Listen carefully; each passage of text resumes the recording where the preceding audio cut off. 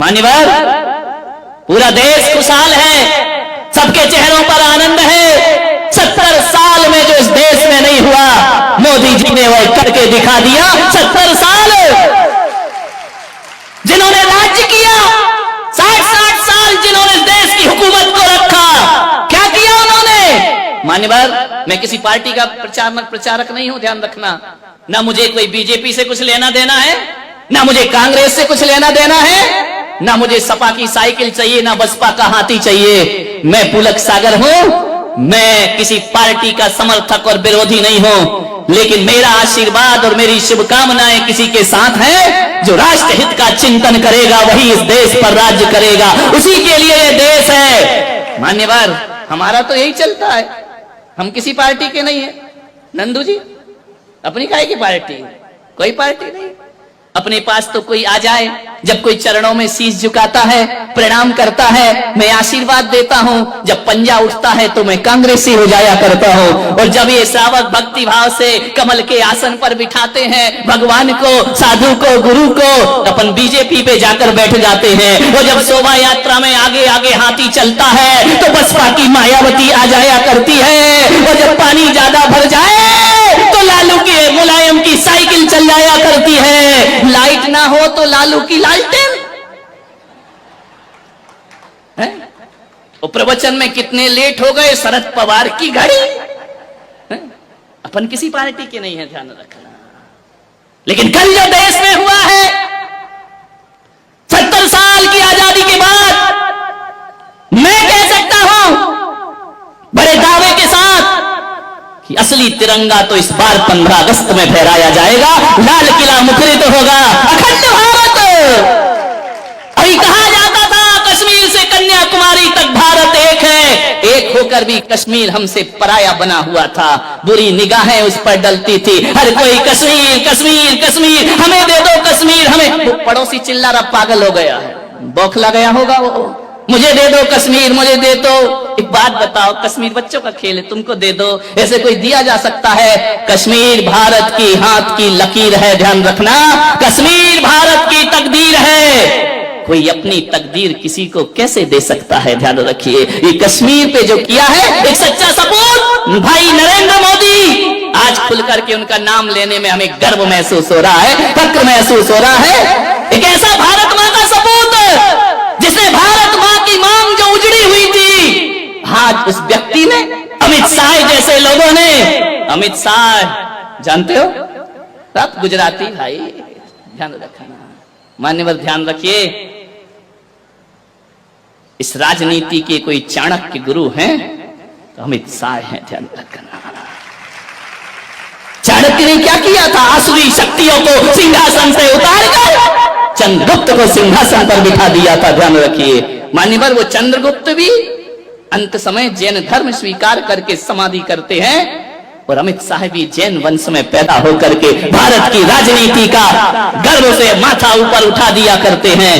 आज उन सपूतों ने वो किया है, मेरी भारत मां की मांग में जो बरसों से कोई नहीं कर पाया, उसकी मांग में, अरे अपनी मां की मांग में लाल सिंदूर तो सब भरते हैं, लेकिन आज केसरिया सिंदूर भर दिया भारत माता की मांग में, सदा सदा को उसे सौभाग्यशाली बना दिया है। 70 साल से जो लोग बौखला रहे हैं, कई लोग पगला रहे हैं, ये क्या हो गया, हमें पता ही नहीं, हमारे साथ धोखा हुआ। ये देशद्रोह की भाषा है। जो कश्मीर को एक करने में उसका विरोध करते हैं, मैं कह सकता हूं कि वह देशभक्त तो कभी नहीं हो सकते हैं, वह भारत माता के सपूत नहीं हो सकते हैं। किस तरह से घटनाएं घटी, क्या मोड़ दिया, ध्यान रखना।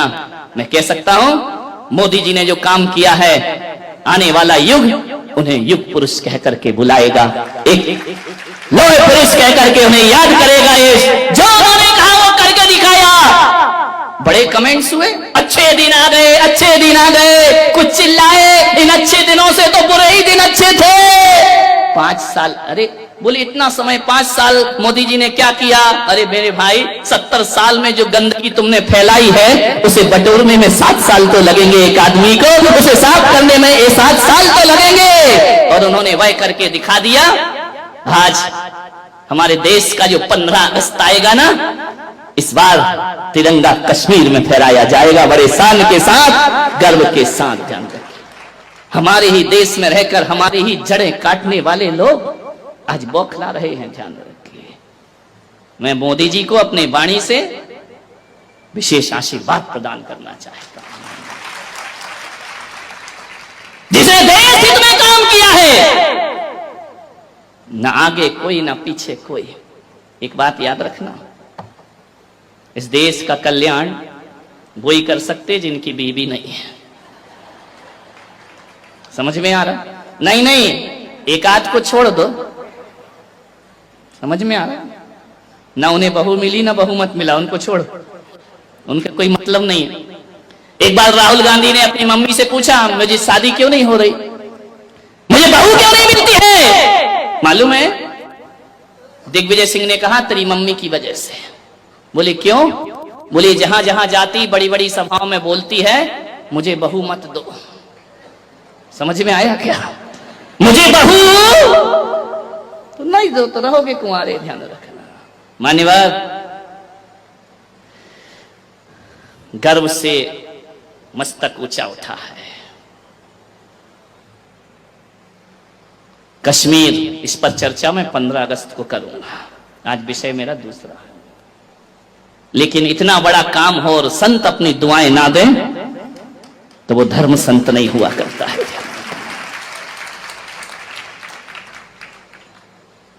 बहुत बड़ा फैसला लिया है, नारियों का उद्धार किया, 3 तलाक का बिल पास किया है। जो नारी भोग की वस्तु बनी थी उसे उन्हें आदर्श बना करके खड़ा कर दिया मोदी जी ने। अभी अभी देखना आगे आगे और क्या होगा। मैं आपसे इतना ही निवेदन करना चाहता हूं, अब जमाना बदल गया है, युग बदल गया है, सोच बदल लीजिए, जीवन को बदल लीजिए। हम बदलेंगे, युग बदलेगा। ध्यान रखना, हमें ही बदलना पड़ेगा। और ये बदलने की बात है, ये बदलने का उपक्रम समाज से नहीं होगा, राष्ट्र से नहीं होगा, हमसे होगा। एक एक व्यक्ति राष्ट्र हुआ करता है और एक एक व्यक्ति यदि सुधरेगा, व्यक्ति से समाज बनता है, व्यक्ति से परिवार बनता है, परिवार से समाज बनती है, समाज से राष्ट्र बनता है, राष्ट्र से विश्व का निर्माण हुआ करता है। परिवर्तन अपने घरों से आना चाहिए। 21वीं सदी है ये, ध्यान रखना, विचार करिए।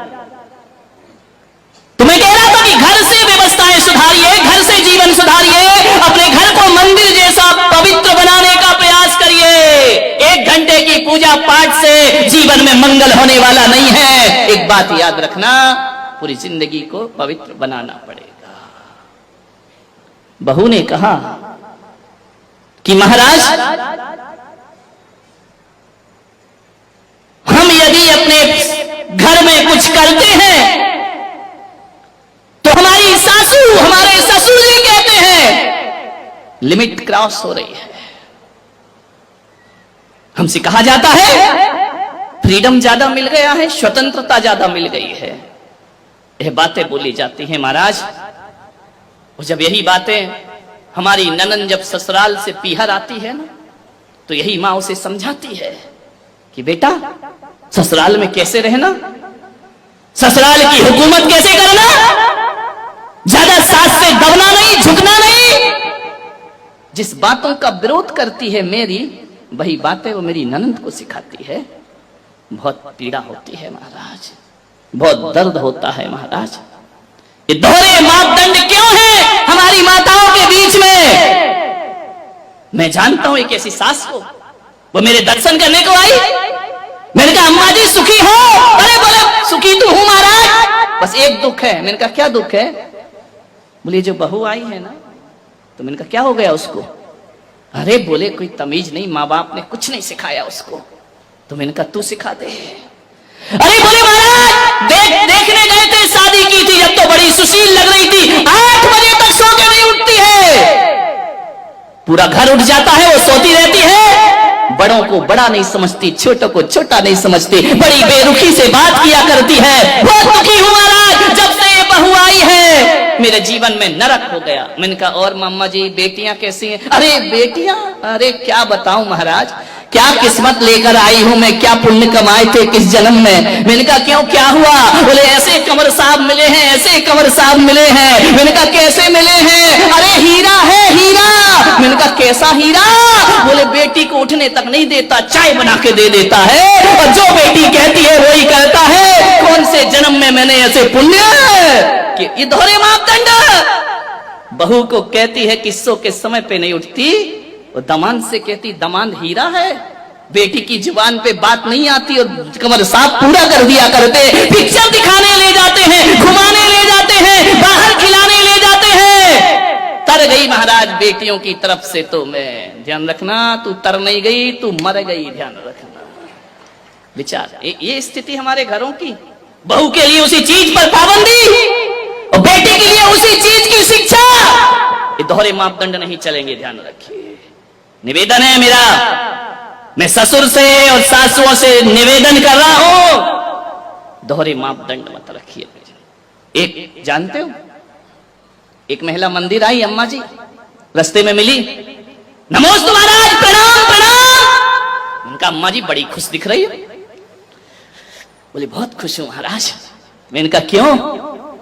मैंने कहा कितने बच्चे हैं तुम्हारे? बोले 4 बेटियां हैं। 4 बेटियां सुखी हैं? सुखी तो क्यों नहीं रहेंगी? जब मैंने उनकी शादी की थी ना, तो महाराज क्या बताऊं तुम्हें, मेरा भी दिमाग ऐसा चला। मैंने कहा अपनी लड़कियों की शादी वहां करूंगी जिस घर में सास नहीं है,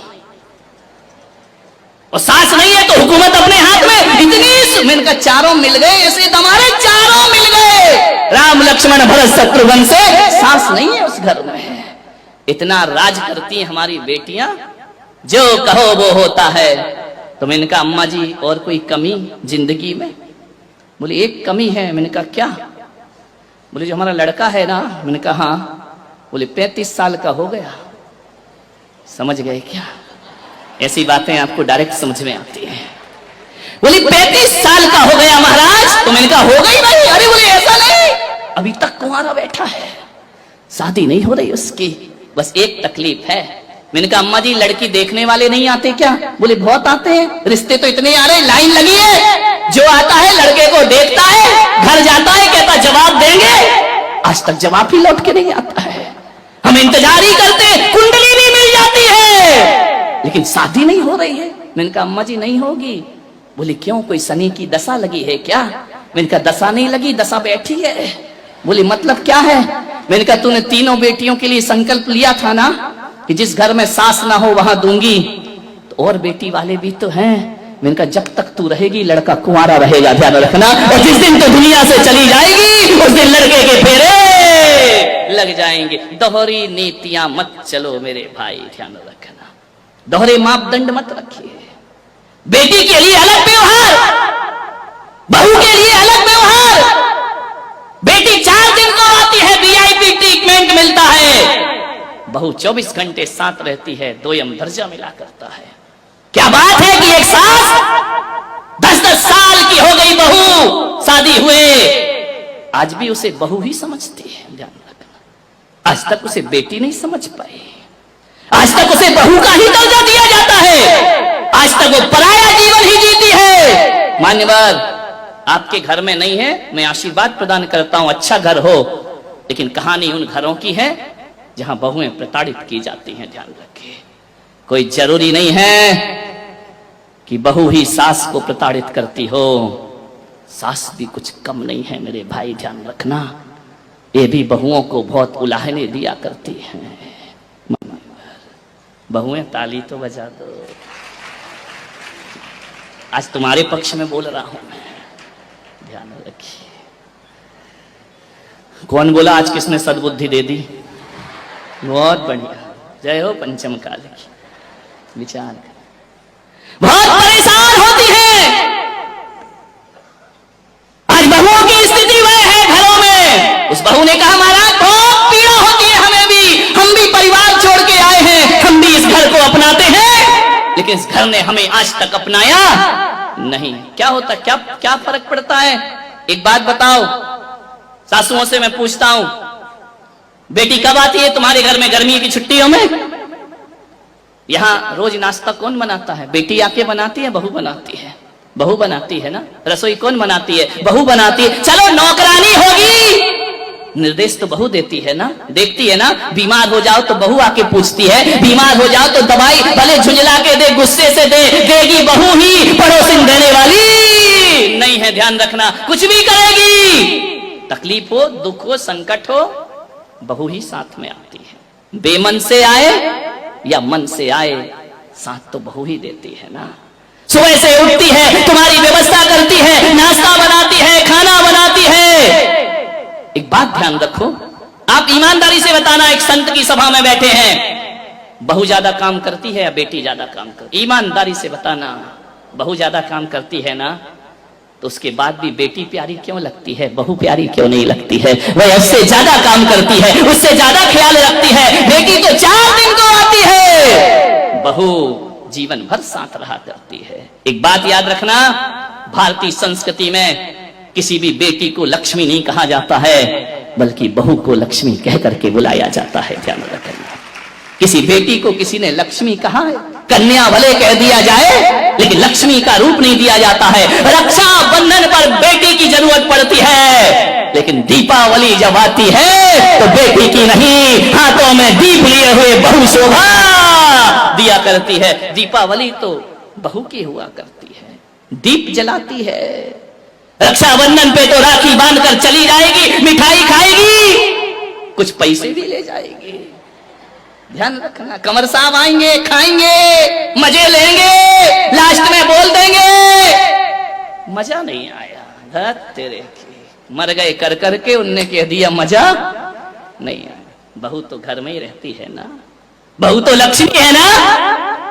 आज तक किसी बेटी की आरती किसी माँ ने नहीं उतारी होगी, लेकिन बहू जब घर में आती है तो सास को दीप लेकर उसकी आरती उतारना पड़ती है। बहू मंगल है, बहू शुभ है, बहू लक्ष्मी का रूप है, बहू सरस्वती का रूप है। जब वह बहू घर में आती है, तुम्हारे वंश को अंश प्रदान करती है, और जब उन्हें संस्कारित करती है तो यही बहू सरस्वती का रूप हो जाया करती है। ध्यान रखिए, और यही बहू लक्ष्मी का रूप हो जाती। बहुओं को लात मारना यानी लक्ष्मी को लात मारना के समान पाप हुआ करता है। ध्यान रखिए, बहुएं तो घर की शोभा होती है, प्राण होती है। बहुएं ना हो तो तुम्हें कोई दादी कहने वाला नहीं मिलेगा, तरस जाओगी।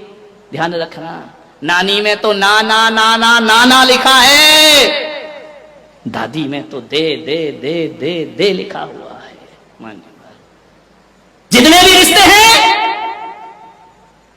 आज तुम्हारा छोटा बेटा चाचा कहला रहा है तो बहू की वजह से, आज तुम ससुर जी कहला रहे हो तो बहू की वजह से, और आज तुम सासू मां कहला रही हो तो ये रिश्ते तुमने नहीं, उस बहू ने आकर तुम्हें रिश्ते दिए हैं। और तुम्हारे वंश के अंश को यदि बढ़ाया है तो बहू ने बढ़ाया है, किसी बेटी ने तुम्हारे वंश को आगे नहीं। बहू ध्यान रखना,